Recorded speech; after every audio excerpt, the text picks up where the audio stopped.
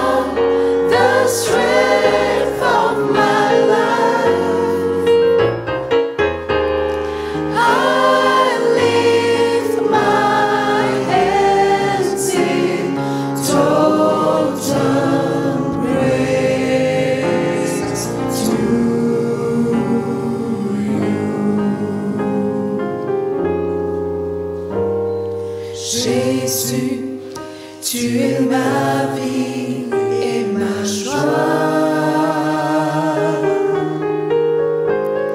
Tout ce qui est bon me vient de toi. Tu es la source de mon bonheur, l'espérance de ma vie. Jésus, tu es ma vie et ma joie. Lorsque je perds mon chemin, tu me guides et prends ma main. Tu es la lumière dans les nuits sombres et froides.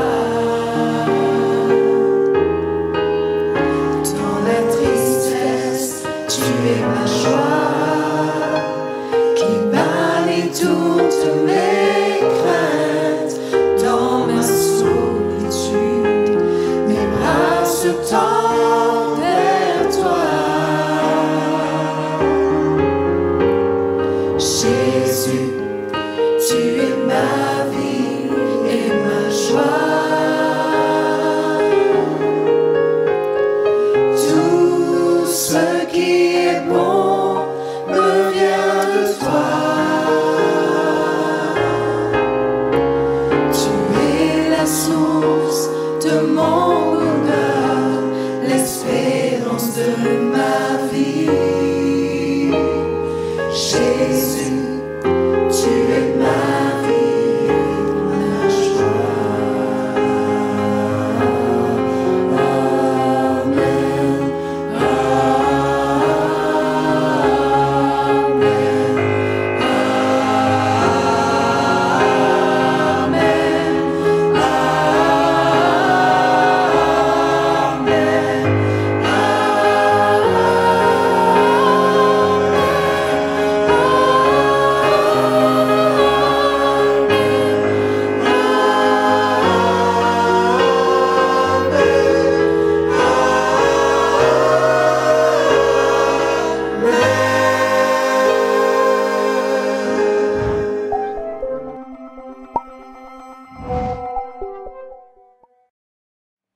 C'est un privilège qui nous retrouve en cet instant, là, nos plateformes Pause, qui nous présente toujours, comme je connais, surtout vous habitués, la parole du Seigneur. Dans le mot pause, nous envie tout simplement amène à l'idée, nous arrêter, nous laisse bon Dieu causer.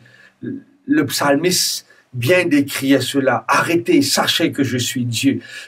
Des fois, nous envie une solution de par nous-mêmes.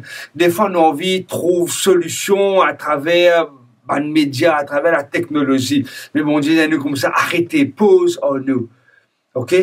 Laisse-moi me prendre le contrôle de la situation. Et il me demande, alors qu'ils étaient connectés actuellement, pas oublier, partage sa vidéo là, monsieur et certains qui m'ont dit pour bénir les autres. Et une fois que je t'ai béni, bénis un autre du monde quand je partage cela. Écris aussi ce commentaire, comment bon Dieu nous fait votre grâce, comment je trouve la main de Dieu agir dans votre vie. Et si je tenais une petite histoire, je t'envie partage avec nous, je tenais une expérience, je t'envie partage avec nous, un remerciement, je t'envie partage avec nous. Pas hésiter, envoie-nous ce remerciement et l'équipe qui a la technique pour répondre. Et si vous avez une demande de prière, envoie-nous une demande de prière parce qu'il y a une autre équipe d'intercession qui pour prier pour vous et pour placer une demande entre les mains du Seigneur.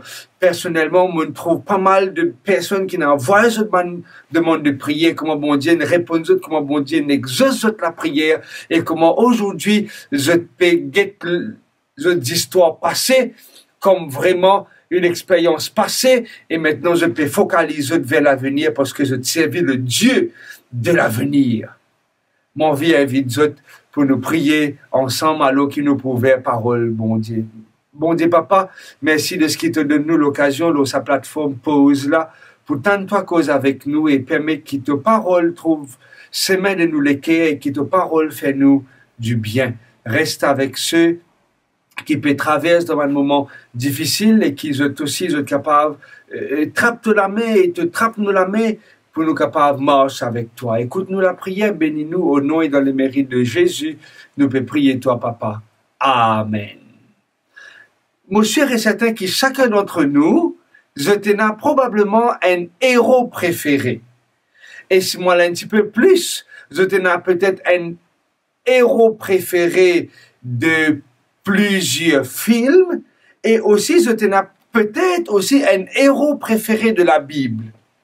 Et mon cher aussi qu'il y a pas mal de personnes, comme moi, comme vous, qui tenais aussi un livre préféré de la Bible.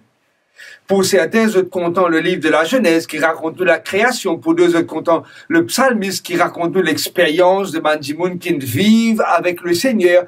Et il y a d'autres, pour content les évangiles, la vie de Jésus. Pour d'autres, pour content épîtres, les lettres de Paul. Et une autre catégorie, je pour content le livre d'Apocalypse ou les livres prophétiques, le livre de Daniel, le livre de Ézéchiel. Mais moi, mon livre préféré de la Bible, c'est le livre des rois et le livre des chroniques. Mais nous a fait mention de cela parce qui fait mon content ça ban livre-là, parce que ça ban livre-là raconte-nous l'histoire.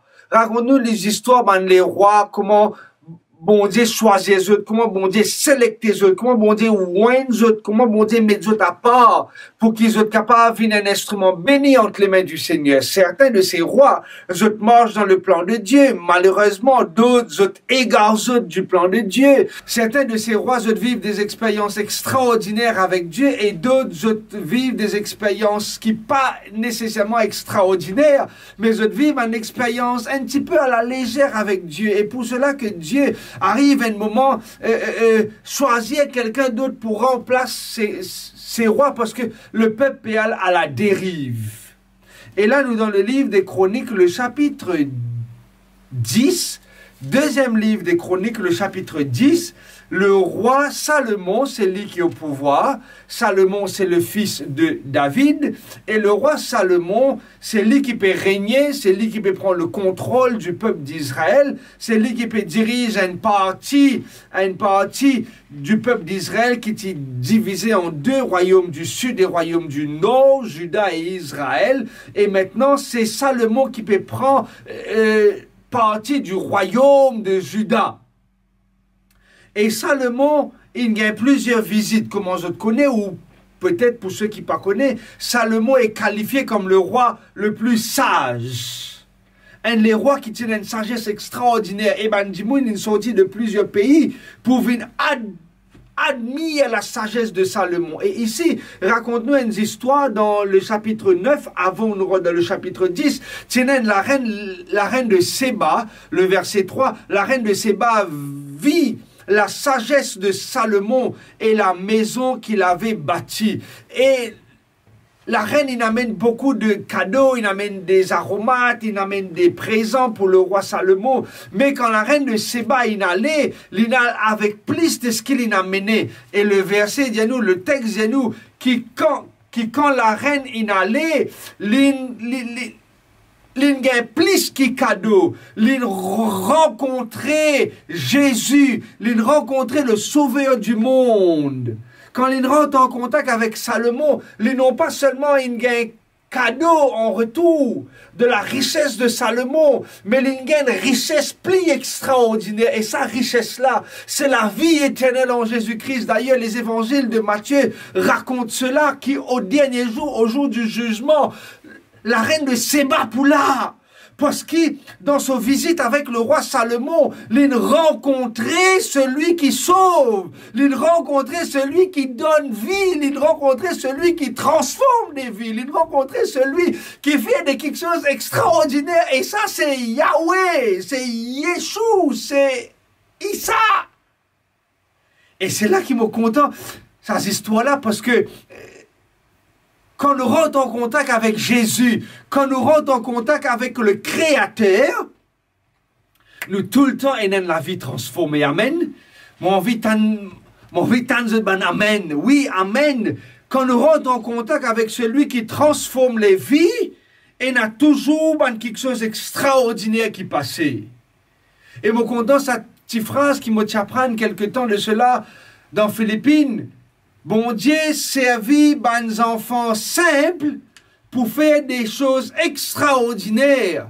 Parce qu'il nous est là et nous servit un Dieu extraordinaire. En anglais, il peut dire, I'm an ordinary kid with an extraordinary God. Moi, un enfant ordinaire qui servit un bon Dieu extraordinaire.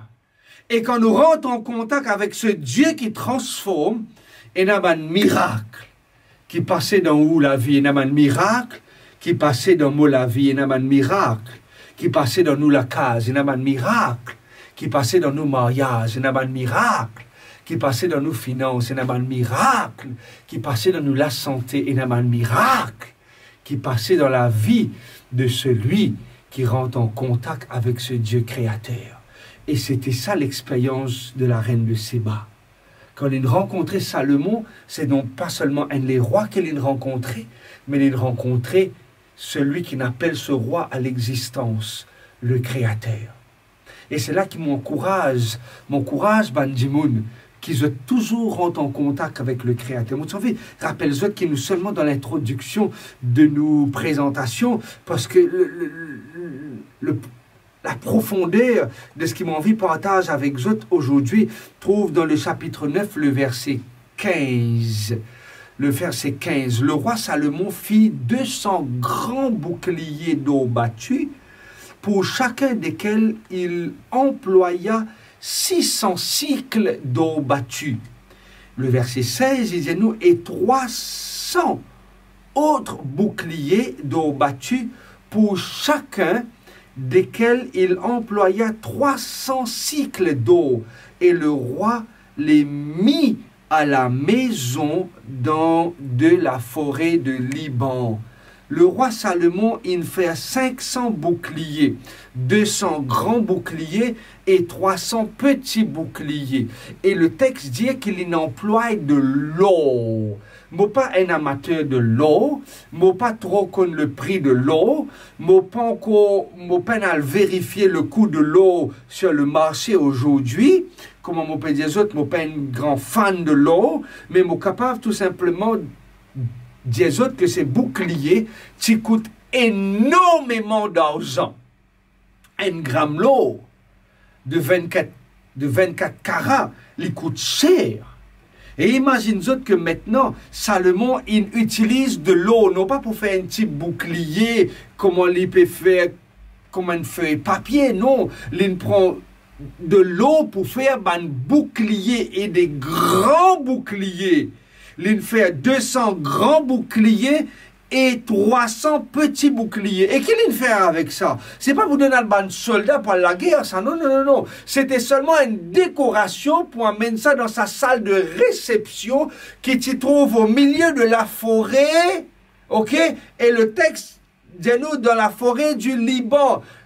Salomon était dans une salle de réception et dans cette salle de réception, quand Mandimoun rentrait là-bas pour se fêter, pour se manger, quand Salomon il organise un banquet, et là que tous sont invités présents, tout simplement en admiration devant ces boucliers d'eau. Je ne pas connaître dans quelle façon qu'il dispose cela, et on a comme l'impression qu'il comme un invité, puis mange dans sa allée là, ils sont capables de trouver le reflet de votre visage dans ces boucliers. Et c'était seulement la décoration dans la salle de réception de Salomon. C'était pas un instrument qui est utilisé, c'était pas un outil de guerre. Suivez-moi bien. C'était juste la décoration. En principe, nous décorons une salle de fête avec quoi ici, dans nos contextes actuels? Avec ballon, n'est-ce pas? Peut-être nous bourreaux de ballon en eau, si toutefois on peut faire 50 ans de mariage. Ou bourreaux de ballon en eau, ou bourreaux de ballon, si on peut faire 25 ans de mariage, ou bourreaux de ballon en argent. Mais lui, Salomon, ses ballons de décoration, c'était des boucliers d'eau. Hey!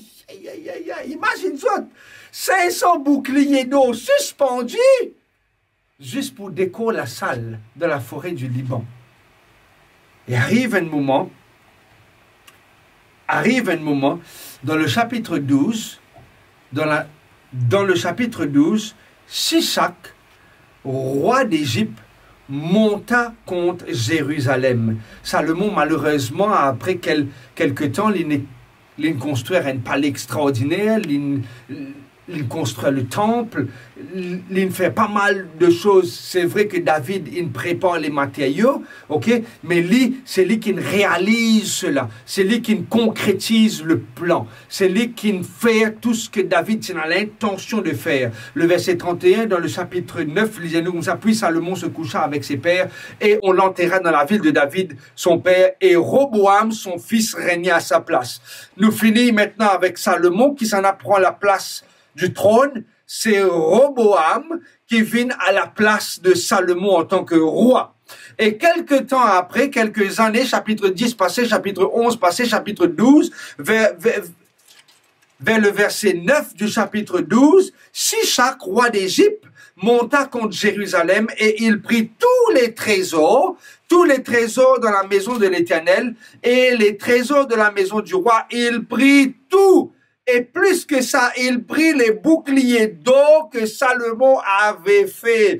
Moi, la Bible, me pose-li en bas, et moi, tu as envie tout simplement cause avec Zot. Salomon, il construit un palais, il construit une salle de fête, une salle de réception, avec les boucliers d'eau suspendus. Nous ensemble jusqu'à maintenant. OK? Salomon est mort. C'est ce garçon Roboam qui prend la relève. Dans le chapitre 10, tranquille. Le chapitre 11, tranquille. Chapitre 12, maintenant, nous trouvons un problème. Quel problème? Shishak, le roi d'Égypte, qui vient et il vient envahir la maison de Roboam, qui était la maison de Salomon. Il prend tout trésor qui s'y trouve dans la maison du roi, il prend tout trésor qui s'y trouve dans la maison de Dieu, il prend tout trésor même qui s'y trouve dans la salle des fêtes et les 500 boucliers d'eau qui Salomon t'a construit, qui t'a fabriqué. Vérifiez-les dans la Bible, dans le chapitre 12 de 2 Chroniques, le verset 9, je vous trouve cela. Et une phrase qui m'a souligné en d'autres mots, une phrase qui m'a envie aussi faire ressortir, il prit tout. Quand le roi d'Égypte est venu, il envahit la maison du roi, il prend tout. Et c'est ça qui me pointe aujourd'hui. C'est ça qui me pointe aujourd'hui. Arrive-nous à un certain moment, mes amis, nous pouvons vivre dans un contexte que le mal, il passe avec nous et il prend tout avec nous. Je ne vais pas prêcher juste pour une catégorie de personnes aujourd'hui. Non, non, non. Je ne vais pas prêcher juste pour les croyants ou les non-croyants aujourd'hui. Aujourd'hui, je vais prêcher pour tout celui ou celle qui pourrait être en contact avec sa vidéo là. Arrive-nous à un certain moment, nous sommes capables de venir bien, nous sommes capables de grandir bien, nous commençons à travailler bien, nous marier tout tranquille. Et arrive-nous à un moment que l'ennemi, il vient faire saccage. L'ennemi, il vient faire ravage. L'ennemi, il vient pour dévaster partout. Qui est représenté par l'ennemi, l'adversaire, qui vient dérober les trésors du roi. Peut-être nous prenons un trésor tel que le roi Roboam tiena. Peut-être nous prenons des boucliers en eau dans la case. Mais quand l'ennemi vient, l'ennemi prend nous la joie de vivre. Quand l'ennemi vient, l'ennemi enlève la paix qui nous tient dans les cœurs. Quand l'ennemi vient, il enlève nos sécurités. Quand l'ennemi passe, il enlève la raison de vivre. Quand l'ennemi passe, il vient dérobe tout de bien ce qui nous tient. Permettez-moi ouvrir une petite parenthèse avec le passage de Covid. Il représente, comme je dirais, si ça qui vient et qui ravage partout. Il ravage toute l'économie, il ravage nos sécurité, il ravage nos stabilité, il ravage nous l'enthousiasme, il ravage nous l'énergie qui nous tient là, il ravage tout quelque chose qui nous dit penser, qui nous prend le contrôle. Et quand il vient, il amène la déstabilité. Vous comprenez, si vous êtes dans la situation de Roboam, qu'ils ont dormi tranquille et au matin, dès qu'ils ont levé, ils trouvent tout quelque chose, ils changent autour d'eux autres. Ils prient tout. Qui Covid peine prend? Covid, il prend les personnes les plus proches avec nous. Qui Covid peine prend? Covid, il prend nous l'économie. Qui Covid peine prend? Covid, il prend nous l'entreprise. Qui Covid peine prend? Covid, il prend la grippe des prix. Qui Covid peine prend? Il amène ce monde-là dans une déstabilité totale. Nous pas là pour blâmer personne, nous pas là pour pointer du doigt à qui que ce soit. Mais on peut dire qu'il arrive à un certain moment, qui quand Covid est passé, Covid il ravage tout. Mais mettez-moi un petit peu plus que ça. Covid il vient, il même enlève nos spiritualités. Pour certains, il augmente sa spiritualité. Pour d'autres, il diminue sa spiritualité. Pour certains, je n'ai plus envie à l'église. Pour certains, je n'ai plus envie de prier. Pour certains, je préfère rester à la case parce que la case, il fait beau de rester à la maison. Covid, il enlève nous la joie de vivre pour le Seigneur. Et comme on lit ce texte-là, nous réalisons que quand arrive un moment, quand nous besoin prier, quand nous besoin rendre une relation avec bon Dieu, quand nous besoin cause avec nos papas, nous sentons-nous déstabilisés. C'est ça qui nous vient, il passe nous au pain fin. Et il prend tout. Oui, il prend tout. Il allait. Permettez-moi, je réponds la Bible et je termine ensemble avec autres sa histoire qui est intéressante. Qui nous trouvait jusqu'à maintenant? La reine de Séba, il rencontrait non pas seulement le Salomon, mais il rencontrait le créateur de Salomon. Et un changement passé dans sa vie. Salomon, il établit un programme, il construit une jolie la case, il met tout quelque chose en or. C'est ça qui vient dévalise partout. Toi, enfant, toi, jeune, tes parents, ils peut-être fait tout pour toi, mais malheureusement, l'ennemi vient. Il enlève tout ce qui te bonne parents il établit pour toi. La drogue, il vient pasteur au pain fin. Synthétique, il vient pasteur au pain fin. Ben, jeu du hasard, il vient pasteur au pain fin. Aujourd'hui, te trouves-toi dans la pauvreté.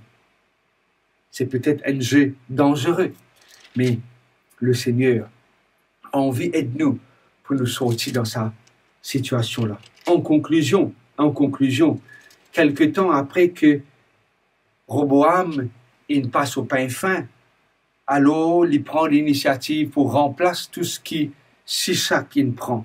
Dans le verset 10 du chapitre 12, il dit nous, le roi Roboam fit à la place des boucliers des reins et les remit aux soins des chefs des coureurs qui gardaient l'entrée de la maison du roi.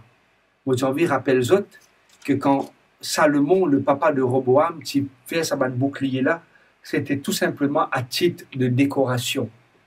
C'était des boucliers en or, pas oublier. Quand il remplace ses boucliers, il remplace ses boucliers par des boucliers en airain. En d'autres mots, il met en grade, non pas même un grade plus bas, mais des grades plus bas. En principe, nous avons l'or, n'est-ce pas? L'or, l'argent et les reins. L'or, l'argent et bronze. Il n'a même pas remplacé ses boucliers d'or avec de l'argent, des boucliers en argent. Lisez-nous le texte, il remplaça les boucliers d'or avec de l'airain, bronze. Et qui la Bible dit nous? Dans 2 Chroniques, le chapitre 9, le verset 20.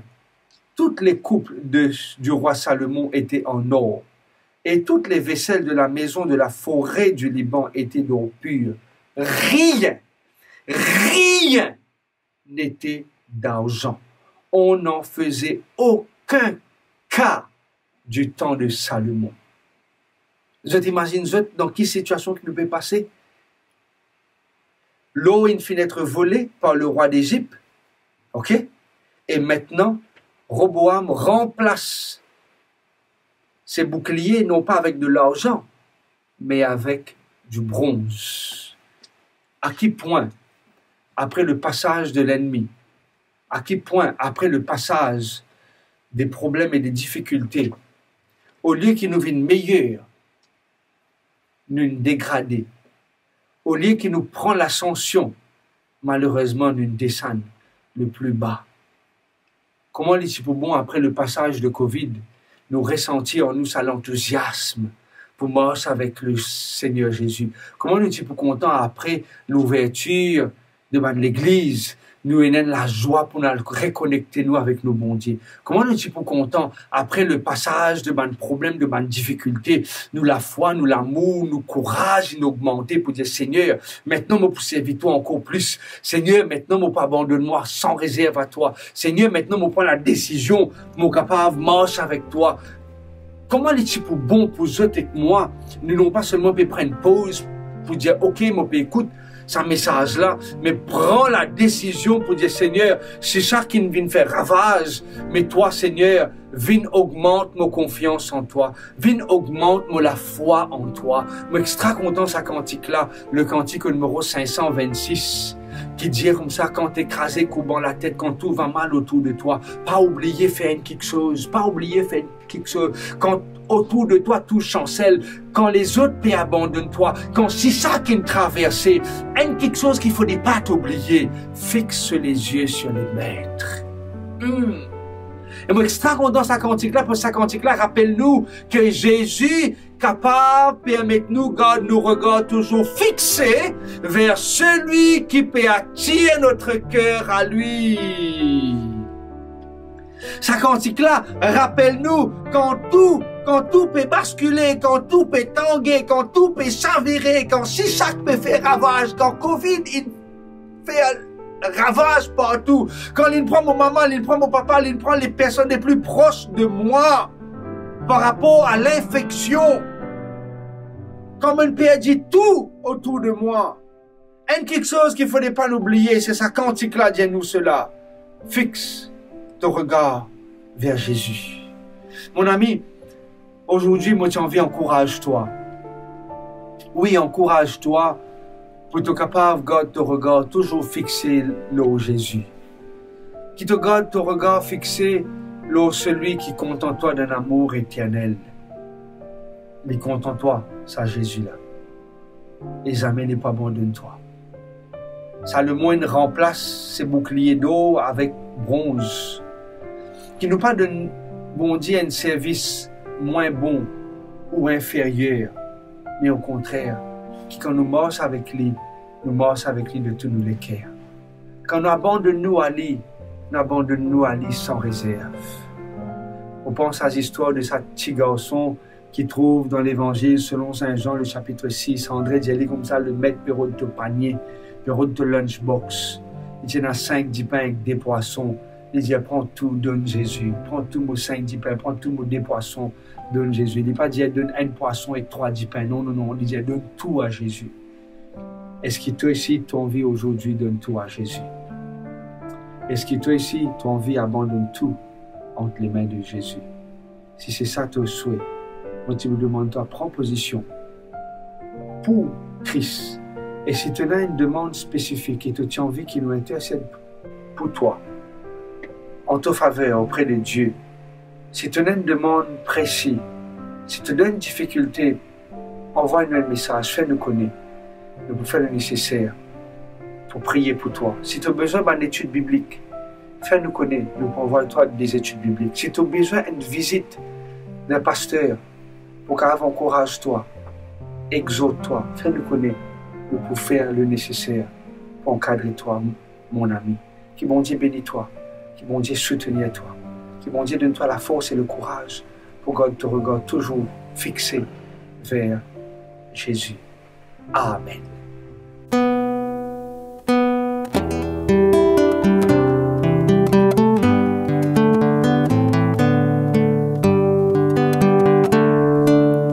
Quand écrasé, courbant la tête, tu te nourris de tes malheurs, ou que le désespoir te guette, te livrant au pire frayeur.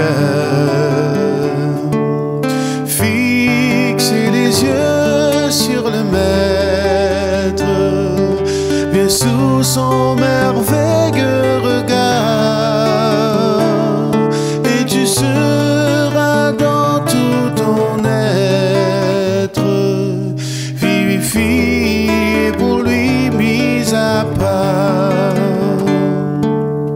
Quand sur l'océan ta nacelle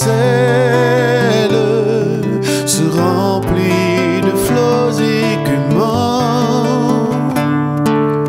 lorsqu'autour de toi tout chancelle, que tout te manque en un instant, fixez les yeux sur le Maître, et sous son merveilleux regard, et tu seras dans tout ton être vivifié, pour lui mis à part. Quand ton cœur même devient tiède, en perdant ton premier amour, quand le péché caché t'obsède, te tourmentant de nuit, de jour, fixe les yeux sur le Maître, et sous son merveilleux regard, et tu seras dans tout ton être vivifié, pour lui mis à part. Quand affaibli tu perds courage dans ton service pour Jésus, quand lassé du pèlerinage, ton âne ne le discerne plus, fixe les yeux sur le Maître, bien sous son merveilleux regard, et tu seras dans tout ton être vivifié,